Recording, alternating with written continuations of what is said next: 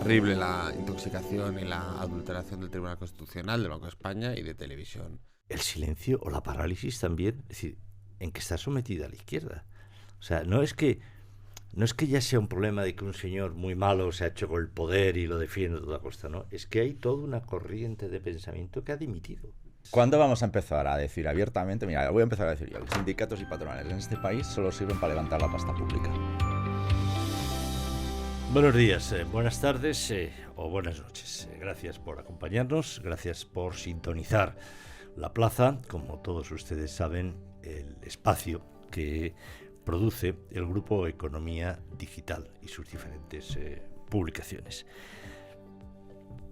Tengo que reconocer que, al menos a mí, me da una cierta pereza ponernos aquí a hacer lo que se hace en este espacio, que es dar la vuelta a la actualidad, porque es que la actualidad últimamente es excesivamente insistente en los problemas que ya en su momento denunciamos y que todo el mundo que no esté cegado por el sectarismo más torpe, pues se puede ver, es fácil de ver. Eso nos coloca en una situación que además no nos gusta, porque en general aquí somos personas alegres, dicharacheras, felices, y no nos gusta ponernos delante de esta cámara y hacer parecer una especie de Savonarolas, ¿no? Que en lucha permanente contra los vicios de una sociedad que tiende hacia la corrupción. Pero ¿qué quieren que les digamos? Mire, hasta el propio Banco de España, que preside, o que gobierna, para ser más exactos, una persona que hasta hace unos meses era un miembro destacado del gobierno de Pedro Sánchez, ha emitido un informe, de los varios informes que emite el Banco de España, en el que afirma que la calidad institucional se ha deteriorado en España en los últimos 20 años. Y deduzco que este periodo de tiempo, pues está bien, es un periodo de tiempo razonable, pero si lo hubiera acotado a los últimos 7 años, desde que entró al gobierno Pedro Sánchez, o 10 años, vería o debería decir que esa pérdida de calidad institucional se ha acelerado. Es así, es exageración, es simplemente una denuncia de parte contra el gobierno de Pedro Sánchez. Bueno, pues en fin, parece ser que no. En todo caso, a mí no me llega ninguna otra explicación más convincente de cómo un país que suma casos como los que ustedes ya conocen puede decir que no está sumido en un proceso de deterioro institucional. Mire usted, hemos visto, Economía Digital ha publicado algunos artículos esta semana anterior también, sobre situaciones que quizá no sean delito, pero son, en el propio boletín editorial de Bernat García hablaba de inestéticas, es un calificativo fino, inestéticas.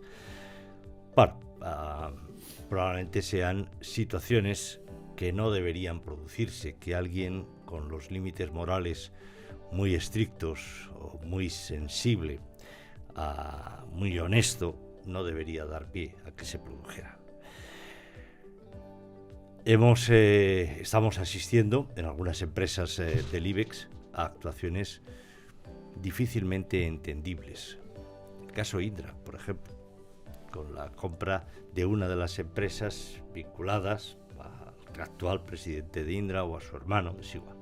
Tanto monta tanto. ¿Qué decirles cuando pensábamos que todo lo habíamos visto de las noticias que ha deparado Extremadura, con aforamientos expreses, dimisiones forzadas de representantes en teoría de la voluntad popular, y con el encausamiento ya formal del hermano, nada más y nada menos, del presidente del gobierno español? No solamente del hermano, también del presidente o del expresidente, ya no lo sé, porque como ahí las cosas van tan rápidas, de la Diputación de Badajoz. ¿Qué decirles del caso Ábalos? ¿Qué decirles de la situación que se está produciendo en Radio Televisión Española? no ya por las tonterías que hemos podido oír sobre el tema de Israel, Melody, etcétera, etcétera, etcétera, y estas cosas, ¿no? Lo último es que el Consejo de Informativos de Radio y Televisión Española, que ha estado callado hasta hace muy poquito, cuando era evidente que el gobierno había entrado como elefante en cacharrería, con todas las consecuencias que eso se supone, en una televisión que de pública ya tiene poco, está siguiendo el modelo de TV3, cuando decíamos que más que una televisión pública era una televisión particular, pues de Radio y Televisión Española vamos a tener que decir prácticamente lo mismo. Bueno, pues lo último ha sido que el Consejo de Informativos de Radio y Televisión Española, poco sospechoso, yo creo, de estar vinculado a la fachosfera o a la derecha, ha decidido abrir una investigación de oficio ante la falta de pluralidad, rigor, independencia y neutralidad, ahí es nada, en una televisión pública, de los programas Mañaneros 360 y Malas Lenguas que conducen los señores Javier Ruiz y Jesús Cintora. Es un brevísimo resumen, es un brevísimo resumen, pero creo que es suficiente ya para enmarcar, para dibujar un poco el frame, el marco de lo que este país está atendiendo estos días, frente al que nos dedicamos a hablar de fútbol o de playas, o es difícil evadirse o es difícil no pronunciarse. En fin, esto creemos que es lo que domina la actualidad, esto es lo que entendemos que debería preocupar hasta unos límites razonables a los españoles, a los ciudadanos españoles, y esto es lo que voy a pedir a mis invitados, nuestros invitados de hoy, a Bernat García y a Ismael García Villarejo, pues que nos analicen, que nos expliquen y que nos sitúen en qué marco lo ven ellos y con qué consecuencias se puede tener todo esto. Esto es, como ustedes ya saben, pero se lo repito, La Plaza, y nosotros vamos a empezar inmediatamente. ¿Empezamos? ¿Sí? ¿Parece? Pues peca. ¿Por dónde queréis de todo? ¿Qué queréis? ¿El análisis del Banco de España o por el titular? Vale, si queréis. No hace falta. Me apuntó lo del Banco de España, pero a mí no es por lo del informe de calidad como institucional. Calidad institucional. Sí. A mí del Banco de España lo que me ha preocupado es la salida de Ángel Gavilán, que era el director de Economía de la entidad, del organismo. Creo que en 4 meses o 5 meses que lleva José Luis Escrivá, ¿cuántos meses lleva de gobernador del Banco de quizá España? lleva más, puede que 7, 8, bien, sí, desde noviembre más o menos, sí. Creo que es la 4ª dimisión. Pero esta es que a mí particularmente me parece llamativa o grave. Porque Gavilán salta, se va, dimite, después de que no consigan los autores, el autor tradicional de los informes anuales de la situación económica de España, del Banco de España, y se va después de que pues Escrivá haya decidido meter mano en ese informe a través de sus ayudantes, ¿no? En ese sentido, o de sus censores, diría, censoras en este caso, porque son dos señoras. Y por ejemplo, una de las novedades que nos encontramos es que este año, curiosamente, no hay recomendaciones sobre el sistema de pensiones, evidentemente, ¿Qué hizo el propio Escrivá, cómo va el Banco de España a enmendar las pensiones, la reforma de las pensiones, que ya estaban enmendadas desde Bruselas. Acordaos que Bruselas dijo que este sistema va a generar, si sigue así, un agujero de 12.500 millones de euros, quiero citar adecuadamente, aunque sea de memoria.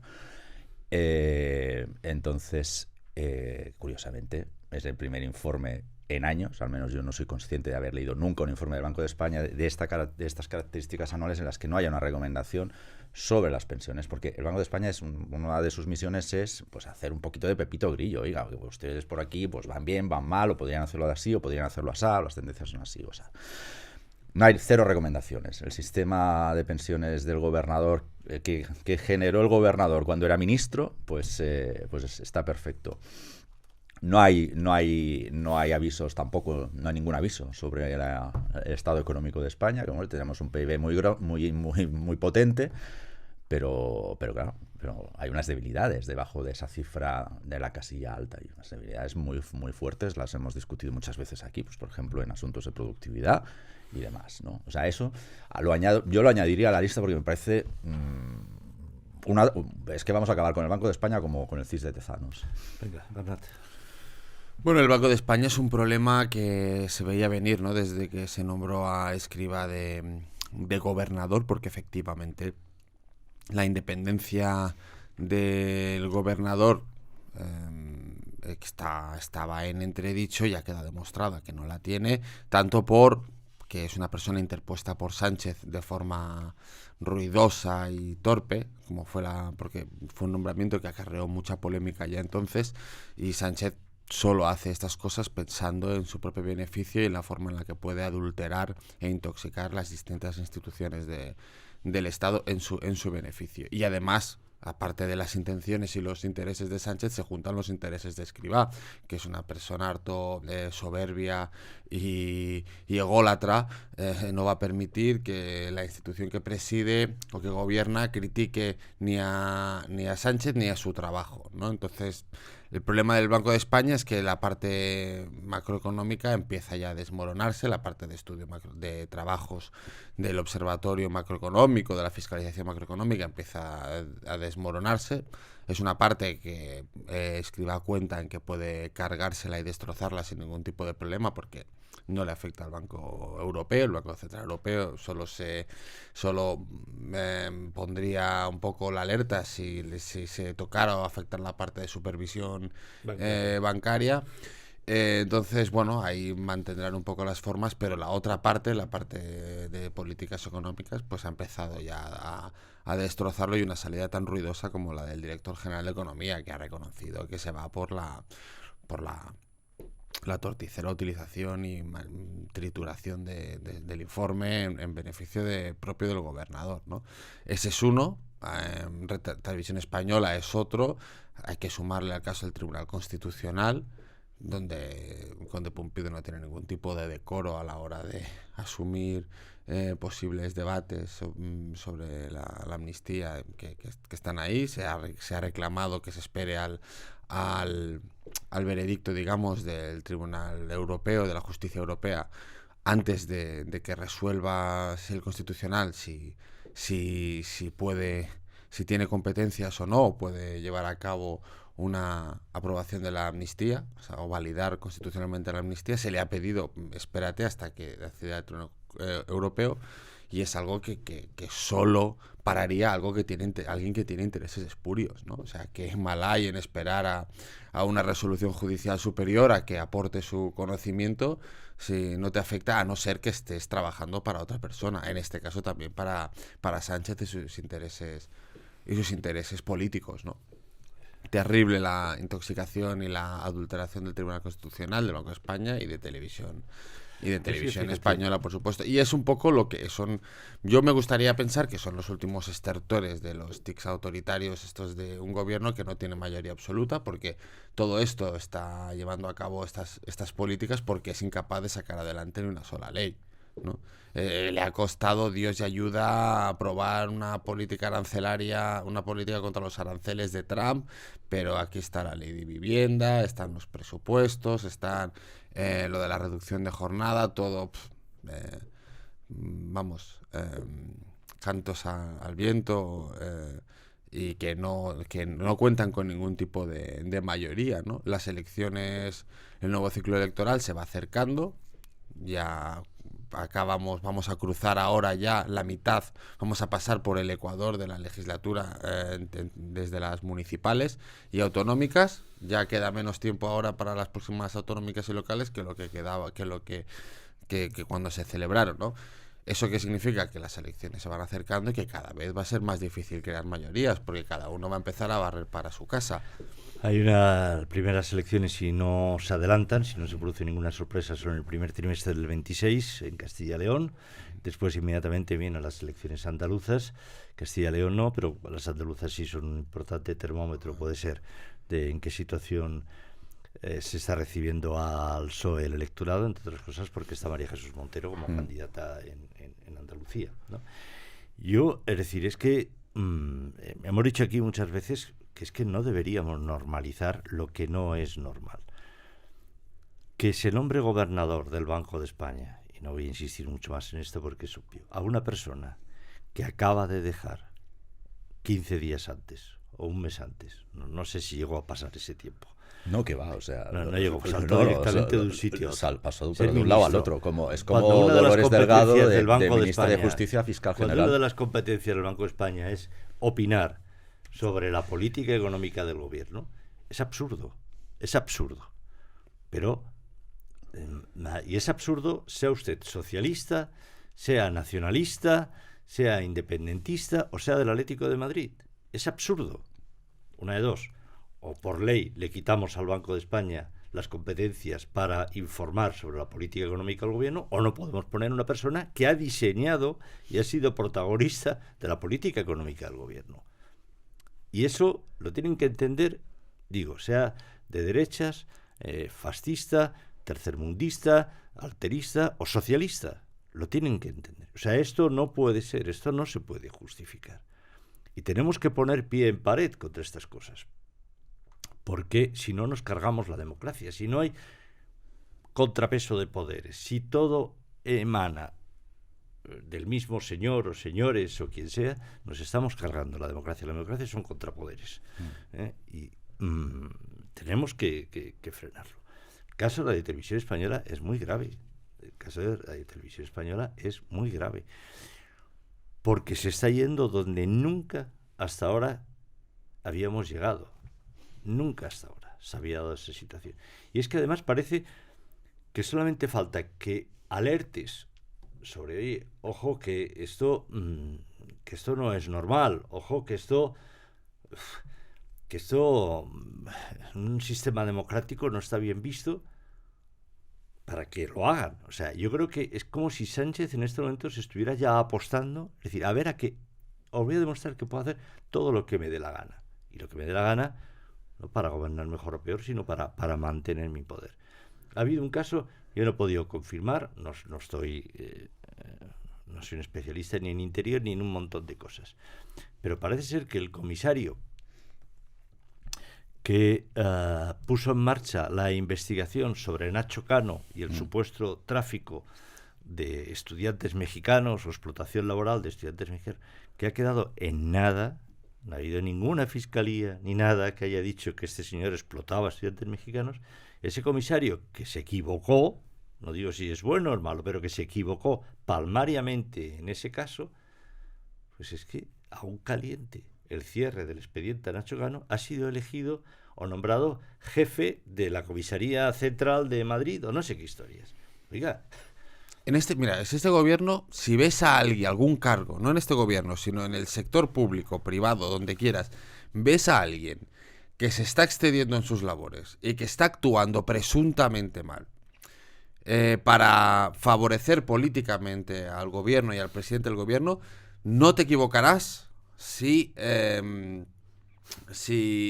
adivinas que esa persona va a ser ascendido en los siguientes meses. Porque este gobierno premia esto, premia a gente con pocos escrúpulos y que están dispuestos a hacer lo que sea para favorecerle a él. Ha pasado con el señor de Badajoz, del PSOE de Badajoz. Pasa naturalmente con el comisario de policía, pasa con el presidente de Radio Televisión Española, un señor que había salido tarifando de Telemadrid, que estaba por aquí, por allí, José Pablo López y tal, y de repente es presidente. ¿Por qué es presidente de la Televisión Española? Porque está dispuesto a hacer lo que sea necesario. Y todo esto hay un cúmulo de actividades que por suerte la justicia decidirá. Y no lo veremos ahora ni el año que viene, pero seguramente más adelante empezarán a aflorar presuntas denuncias de prevaricación, tanto en el Banco de España como en Radio Televisión Española, como en todos estos capítulos que se están haciendo. Y a ver qué dice la justicia, que por suerte es el último dique de contención que queda. Claro, la reforman, creo que se quiere reformar el estatuto fiscal. Hay que aprobar todo. Hay que aprobarlo, pero todo eso hay que aprobarlo, tal. Es un poquito más complejo que meter a Belén Esteban y a Cintora en Televisión Española, por suerte. por suerte es un poco más complicado hacer esto. Pero bueno, ahí están. Ahí, pues eso es lo que queda, eso es lo que queda por ver. Oye, hay unos tics autoritarios por parte de este gobierno de demolición del Estado liberal.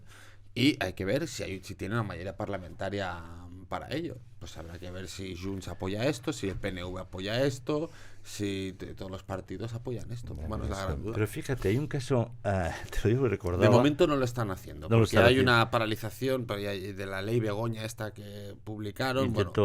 Intentó publicar, pero de momento no está avanzando. Todo puede ser. Pero fíjate, luego, en ese desierto que se está convirtiendo... se está convirtiendo no ya al sur peninsular, sino desde el solar democrático, en ese desierto, llama la atención, incluso para los que hemos tenido una sensibilidad muy, en este sentido, muy de izquierdas, por utilizar este calificativo, el silencio o la parálisis también, es decir, en que está sometida la izquierda. O sea, no es que ya sea un problema de que un señor muy malo se ha hecho con el poder y lo defiende a toda costa, no. Es que hay toda una corriente de pensamiento que ha dimitido.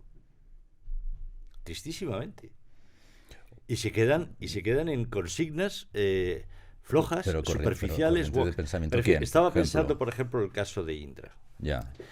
En mis tiempos, hace muchos años, había un icono que era el capitalismo monopolista de Estado. Se definía la situación como el capitalismo monopolista de Estado. El caso de Indra, luego puede ser correcto desde un punto de vista de política económica del gobierno, pero es un caso de libro de capitalismo monopolista de Estado. Tú centras en una empresa y la conviertes, a través además de la intervención directa de la SEPI y de empresarios próximos, la conviertes en el gran benefactor del principal aumento de fondos presupuestarios que va a haber en este país, porque además ya ni siquiera depende de este gobierno, sino que viene dictado vía Bruselas y vía OTAN y vía nuestros aliados, que es defensa. O sea, voy a hacer de Indra el gran benefactor de los fondos de defensa. Voy a hacer volar Indra comprando empresas para hacerla todavía más grande, etcétera, etcétera. Y la voy a gobernar con la SEPI como uno de los principales accionistas y con empresarios próximos. Eso es capitalismo monopolista de Estado por definición. Un sector lo conviertes prácticamente en monopolio del Estado. Pero tú has oído algún intelectual de la izquierda, alguno, de Sumar, el señor Urtasun, que haya dicho, y si quiero, oiga, perdóneme, ¿me lo puede explicar un poquitín mejor? Porque yo hay cosas que no las entiendo. Muy fácil, esto en Pekín se lo cuentan. Porque es que lo que está haciendo Sánchez es el mismo modelo que lleva desarrollando el Partido Comunista Chino durante décadas. Los gigantes chinos, empresariales chinos, son gigantes empresariales chinos porque quiere el Partido Comunista que sean así y porque les ayudan, evidentemente. Pues justo esa hoja de ruta. Primero, sitúo a gente de mi confianza, intervengo con herramientas del Estado y luego también con dinero. Allí pues no tienen herramientas accesorias como nosotros, la Unión Europea y todo esto, ¿no? y demás. Pero ahí va el dinero del pueblo, ahí va. Pues que esto a Urtasun en Pekín se lo cuentan muy bien, ¿eh? ¿Alguna cosa más? El tema COE, CEPIME. Decía porque me llama la atención porque es un caso sobre entidades privadas. Aunque también publicaba, por ejemplo, esta semana Economía Digital, si miras las cuentas de Foment del Treball y la patronal catalana, es nada más importante, te llama la atención escandalosamente que la mayor partida es pública de sus ingresos sean subvenciones públicas. Es que, sin más. Eso tampoco es nuevo. Hombre, pero es que van a más. O sea, fíjate, pasa en los sindicatos, que ya es escandaloso. Pero podrías pensar que no. Los sindicatos tienen que ir contra la política económica del gobierno si perjudica a los trabajadores, contra la política de las empresas si están para eso. Pues a ver si si viven de los subsidios públicos, difícilmente van a ir. Pasa lo mismo, una empresa, pues si tienes 400 liberados, pues difícilmente el sindicato se va a poner muy duro. A ver si vamos a jorobar la lista de liberados que viven muy bien, ¿no? Pero todavía los sindicatos, son trabajadores, no tienen fondos, el Estado necesita organizaciones sindicales potentes, aunque los trabajadores no puedan pagárselos. Podrías hacer ese tipo de argumentos que no. Es que en yo Alemania creo- no funciona así. Pero Que yo creo que no. Pero los empresarios. pero son Que las cuotas de empresarios no puedan mantener sus propias organizaciones. Oiga, si mantienen numerosos think tanks, asociaciones de claro. todo tipo, mantienen miles de instituciones. Pero las patronales, la Claro, principal partida, subvenciones ¿cuándo, gubernamentales. cuándo vamos a empezar a decir abiertamente? Mira, voy a empezar a decir yo, los sindicatos y patronales en este país solo sirven para levantar la pasta pública. Llevan años así, Juan. O sea, yo solo conozco una patronal que viva de las cuotas de sus afiliados. Solo una, que es la de revistas. Y es la única que conozco. También, la patronal de revistas tiene un presupuesto Pero vive de la muy justito. pero Que creo vale, que sí, ok. que trabaja una persona y media. Vamos. Pero Juan, ¿dónde está escrito que una patronal tenga que tener estructuras gigantescas para hacer su trabajo? Oye, es que el trabajo de una patronal lo puede hacer una persona y luego sus socios, pues que se reúnan cada 3 meses y decidan lo que tengan que hacer, o cada año, o cada cuando les salga. Los sindicatos lo mismo. ¿Quieres sindicatos fuertes? Oiga, los sindicatos alemanes son un poco más débiles hoy, pero eran muy fuertes y siguen siendo los más fuertes de Europa y viven de lo suyo. Venga, Bernat, cuéntanos COE, CEPIME, que además es de... Bueno, ha habido que afecta elecciones directamente. sí, ha habido elecciones esta semana en CEPIME y el que no se haya enterado pues puede ir a Economía Digital a ver lo que hemos publicado. La nueva representante, la nueva presidenta de CEPIME es Ángela de Miguel, que era una candidata que había puesto el presidente de la COE, Garamendi, porque no le gustaba la anterior dirección, ¿no? Al final ha ganado esta persona y lo que contábamos hoy es que dentro de todas las organizaciones empresariales que tienen, el secretario general de CEPIME, el nuevo secretario general, el número 2 de la entidad, Fermín Albaladejo, presidente de CEAGE, que es la Confederación de Jóvenes Empresarios, llevó durante muchos años, de 2019 hasta el 2022, 2023 creo, un trabajo paralelo, siendo ya presidente de CEAGE, facturando a la COE, facturando a propio Garamendi como en asesoramiento para emprendedores y autónomos, ¿no? Nosotros lo publicamos porque creemos que es algo relevante informativamente, ¿no? Por supuesto, hay que saber a quién debe lealtades todo el mundo dentro de la organización, porque funciona por lealtades, pero también nos cuestionamos la autonomía e independencia de una persona cuyo es el presidente de una organización patronal de jóvenes empresarios que está dentro y contribuye dentro de la COE en sus comisiones, en sus órganos de gobierno, etcétera, etcétera, que debe velar para que la COE, para que sus afiliados o sus representantes estén representados, digamos, en los máximos órganos directivos de la COE.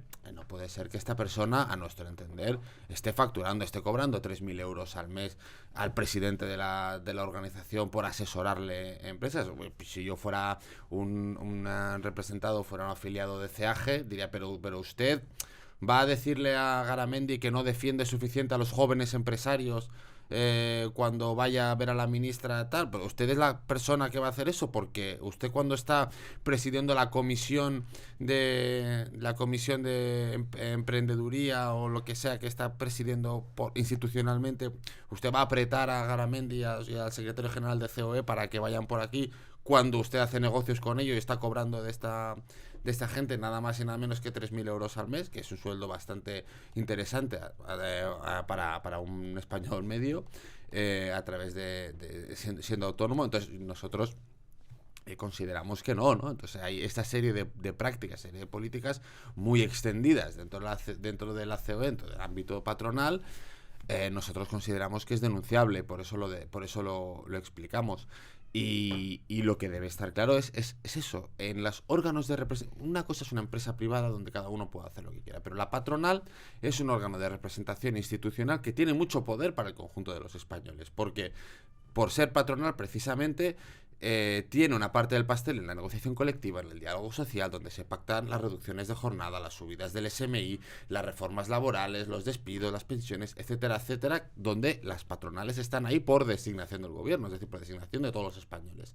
Entonces, la actitud y comportamiento de esos representantes tiene que ser muy pulcra y tiene que estar fuera de toda duda, ¿no? Entonces, estos conchaveos, estas historias de yo te facturo a ti, mañana me facturas tú a mí, y empresarios o representantes empresariales viviendo de la cosa pública o viviendo de estos órganos institucionales, demuestra que son cosas que no están bien. Y nosotros denunciamos estas cosas porque también desde Economía Digital, editorialmente lo hemos escrito así varias veces. Las patronales o la gran patronal no está haciendo una labor de defensa férrea de los empresarios ante una deriva absolutamente antiempresarial de este gobierno, ¿no? Donde pues hacemos una recopilación de lo que está pasando. No hay ni una sola medida que haya ido en favor de las empresas, de todo lo que se ha aprobado. Todo es contra la empresa, contra el trabajo, contra el empresario. Subimos impuestos. Entonces, pues ante eso, ¿dónde está la patronal, no? Para nosotros no está. Insiste Yolanda Díaz en reducir la jornada laboral semanal a 37 horas y media. Y yo supongo que se lo aplicará a ella, ¿no? Bueno, si y llega, todos ¿no? los políticos que están ahí, ¿no? O el partido les pagará horas extras. Mientras no las pague el Congreso de los Diputados, vamos bien. Mientras no las pague. Hablábamos antes de economía muy rápidamente por marcar, ya lo hemos dicho en otras ocasiones, porque es una de las cosas sobre las que saca pecho Pedro Sánchez, y está muy bien que saque pecho. Es decir, porque efectivamente España además ha iniciado el 2025 con un incremento del PIB, un aumento del Producto Interior Bruto bastante superior al de Alemania, por ejemplo, que es la economía, creo que es un 0,6 España, 0,2 Alemania, que es la economía motor, junto con la francesa de la Unión Europea. Pero ya hay numerosos informes, no sé si en el Banco de España también, por explicarlo para nuestros usuarios o oyentes, cómo hacer estas cosas, que el incremento del Producto Interior Bruto español se debe especialmente al aumento de la población. Claro. Se debe especialmente al aumento de la población, a la inmigración, porque genera inevitablemente consumidores que hacen aumentar el consumo privado. A eso, y que gracias a Dios tenemos unas playas maravillosas y un clima maravilloso que nos permite estar de terraceo hasta las 10 de la noche, que llena nuestras playas, que comemos paella como desaforados y ensaladas, y eso es lo que está creciendo. Las exportaciones industriales, por ejemplo, llevan cayendo 2 trimestres consecutivos. Lo digo por situarnos, porque luego vendrá el momento de llorar. O sea, todo ese milagro, no hay milagro económico. Es un tema, está bien, no digo que esté mal, pero es un tema de aumento fundamentalmente de la inmigración. Hay dos cosas. Primero, por suerte, hay 100 millones. Pues voy a acabar, perdona Ismael, ya te dejo tal porque es el dato que lo corrobora. La renta media, que es un indicador que los economistas prefieren utilizar al del aumento del Producto Interior Bruto, porque es decir, bueno, sí, pues aumento del Interior Bruto, vale, pues perfecto. Pero cada habitante, la renta media por habitante, ¿en qué punto estamos? Pues en estos momentos es un tercio inferior a la de Alemania. Y dice, bueno, pues siempre ha sido así, ¿no? Hombre, es similar a la que había en 1999. Cuando tú te comparas, haces benchmarking, te comparas con tus competidores, evidentemente, España no ha avanzado en renta media en los últimos 26 años, respecto a Alemania, que no le ha ido muy bien. Eso, si os acordáis, y a todos los oyentes, libros.economiadigital.es, medio en 17, que lo explicamos perfectamente justo en esas brechas salariales. Datos que a mí me llaman la atención. 100 millones de turistas, que eso da para mucho. 100 millones de turistas, por poco que gasten, pues es mucho dinero insuflado de golpe cada año a la economía. Esos 100 millones de turistas crean empleo, que es la gran diferencia respecto a otros episodios, ¿no? No estamos o sea, siempre he dicho que mientras sigamos con tasas del 11-12%, me niego a decir que el mercado laboral va bien. Pero comparado, o sea, benchmark sobre benchmark, España sobre España, pues sí, es un buen momento, sobre todo comparado con otros años, ¿no? Y luego hay un aspecto muy potente del consumo público. El consumo público, que es lo que está digamos, también ahí completando hasta donde lo llega, público, ¿no? Que curiosamente me alegra y me gusta esa pregunta. No estaba coordinado esto, ojo. En 2024, el gasto en asesores de la Moncloa solo ascendió a 77 millones de euros, Nunca antes ningún otro gobierno en España había llegado a esos niveles. Sánchez y Bolaños tienen a su absoluta disposición, solo para ellos, 471 asesores. Que no se los... Aparte del personal, yo estoy hablando de sí, asesores, personas contratadas a dedo. Es que ni trabajar. te sabes los nombres. O sea, yo no me sabría. No, pero ¿qué nombres? ¿Qué nombres? Yo no puedo saber 471 nombres de asesores personales. 471 asesores personales. Creo que, ahora no recuerdo si lo comentamos en otro episodio de La Plaza. ¿Sabéis una de las consecuencias? ¿Cómo que ha ido generando este aumento permanente de asesores personales? Un gobierno paralelo. Claro. Sánchez no se fía de sus ministros. Entonces tiene una dirección, un asesor puesto a dedo, dependiente de él, de información autonómica. Por lo tanto, cuando quiera pedir un informe o quiera pedir que le haga un estudio sobre no sé qué se lo va a pedir? ¿A su dirección de información autonómica o al Ministerio de Relaciones con las... Otra de prospectiva económica, otra, no sé, creo que tiene, 40 y pico me parece, más que ministerios. Estamos hablando del consumo público. Sí, pero todo esto está, pero bajemos bajemos al bolsillo, ¿no? Pues decías 3.000 euros antes, Bernat, pues es un pedazo de salario, porque hay 10 millones de personas que no llegan a los 1.000 euros al mes. Es que otra de las consecuencias de ese crecimiento del PIB en base exclusivamente a la inmigración es el aumento de la desigualdad en España y la pobreza infantil. Se está metiendo, es que nos estamos metiendo en... La desigualdad en España, después de 7 años del gobierno más progresista de la historia de España, está aumentando. A mí la situación suele haber una comparativa entre como si España está en la fase inicial de la economía estadounidense. Yo creo que no. Creo que España está... Trump, sí. Bueno, yo creo que España está en la fase... Porque si meto en la coctelera también lo que estamos hablando ahora, las desigualdades, las enormes brechas que hay sociales, yo creo que España se está mexicanizando, pero a ritmos brutales, en las que va a haber como... Bueno, no sé cuántas Españas va a haber, pero yo veo claramente dos. De gente que le va a ir muy bien y gente que le va a ir fatal. Y en medio nadie. Eso es México. O sea, México, Argentina hace unos años. Claro, pero por tener una situación actual, ¿no? Ahora Argentina, yo creo que en Argentina a muy poca gente le va bien hoy en día, quizá un poco mejor desde hace un año, pero no podemos hablar en estos términos, ¿no? De que haya gente a la que le va muy bien. Me parece que es más comparable la realidad hacia la que nos estamos viajando, que es en España, que es México, más que Estados Unidos. Ismael, algo que nos hayamos dejado, que queráis... ¿Rebachar? Bueno, os dejáis, o sea, hay una la lista tuya de arranque ha sido enorme, Juan. No, hay un tercer elemento que es el que beneficia el crecimiento, o sea, que es lo que decía Ismael, pues son los fondos europeos. O sea, hay 3 elementos que impulsan especialmente la economía española, que son los fondos europeos, la inmigración y el turismo. Estos 3 elementos están ahí y también los precios energéticos, que es verdad que nosotros no tenemos, por el lado de la demanda, no tenemos el shock energético que han tenido países como Alemania, por ejemplo. Eso hemos tenido esa ventaja competitiva, pero no hay ningún elemento de política pública en términos de productividad, en términos de renta, que haya mejorado. Nada de lo que ha hecho este gobierno está mejorando. Si se buscan informes, la subida del SMI ha tenido efectos exiguos en la población, el PIB per cápita sigue absolutamente estancado, nos adelantan las economías del este a un ritmo espectacular en renta per cápita. Entonces, bueno, vamos surfeando